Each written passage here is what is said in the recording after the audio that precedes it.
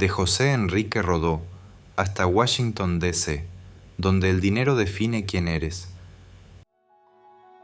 Desde que salí de José Enrique Rodó, pensé que lo más difícil del viaje serían los peligros evidentes, la inseguridad, el dinero o incluso la soledad.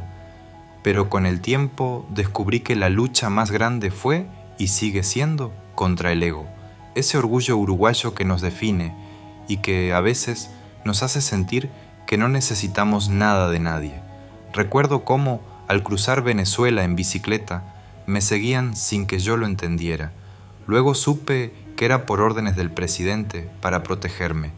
3 días después, seguían allí, siguiéndome, alejando a cualquiera que se acercara, hasta que finalmente me llevaron a conocer al director del SEBIN, el Departamento de Inteligencia del país.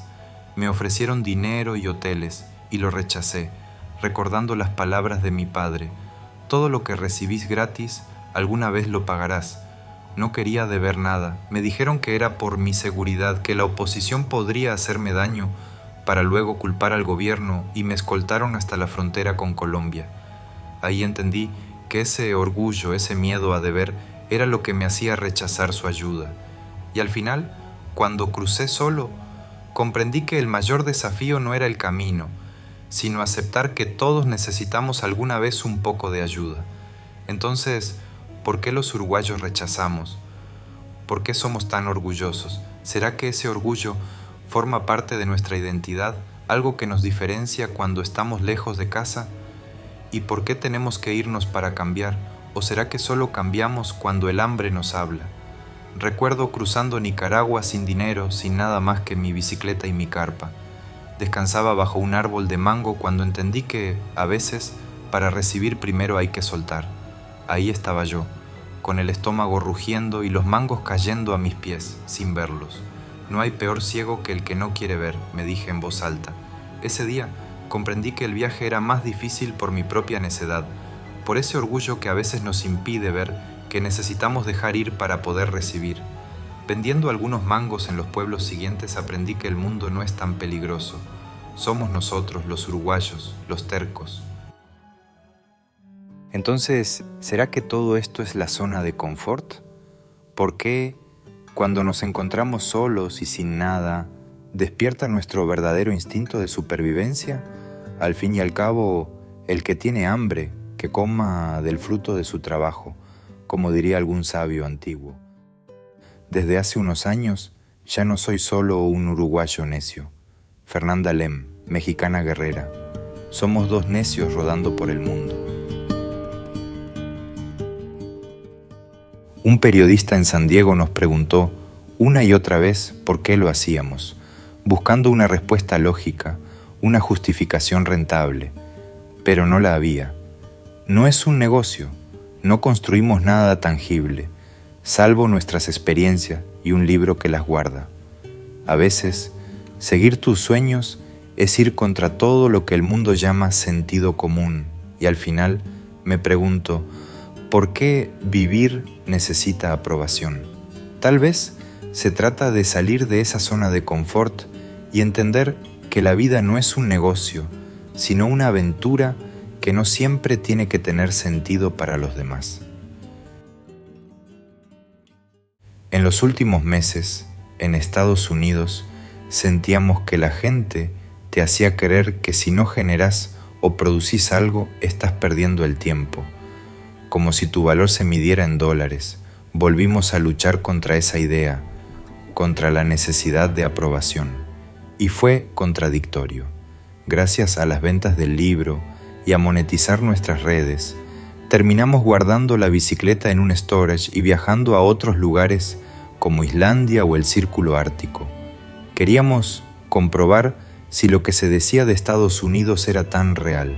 Descubrimos que cada cultura tiene su propia idea de cuál es el mejor lugar del mundo.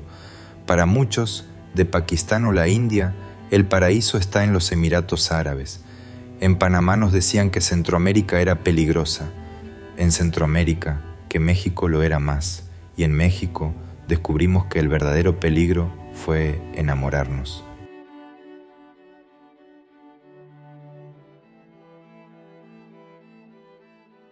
Incluso en Rusia, a 20 grados bajo cero, nos preguntaban si México no era peligroso. Entonces entendí que el miedo también viaja, que cruza fronteras y que cada quien cree lo que le han contado. A veces volver es como empezar de nuevo. No te das cuenta de cuánto cambiaste hasta que regresas a tus raíces. Y no se trata de comparar lugares o países. Uno cambia más rápido que la sociedad que dejó atrás. Es necesario detenerse, sentarse bajo un árbol, compartir lo aprendido con quien amás y recordar por qué empezaste. A veces, como uruguayo, me cuesta dejar el ego y admitir que vale la pena tener hambre, sentir frío, perderse y volver a empezar, porque vivir tus sueños también es un acto de humildad. Ahora, cuando llega otro invierno y guardamos la bicicleta de nuevo, invito a Fernanda a conocer Uruguay, mi pueblo, José Enrique Rodó. A veces, regresar es descubrir cuánto has cambiado y aceptar que ya no perteneces, ni allá ni acá. En el camino, 2 videntes nos dijeron que solo llegaríamos a Nueva York y que tendríamos 2 hijos. Hoy, en 2025, llegamos a Washington, D.C.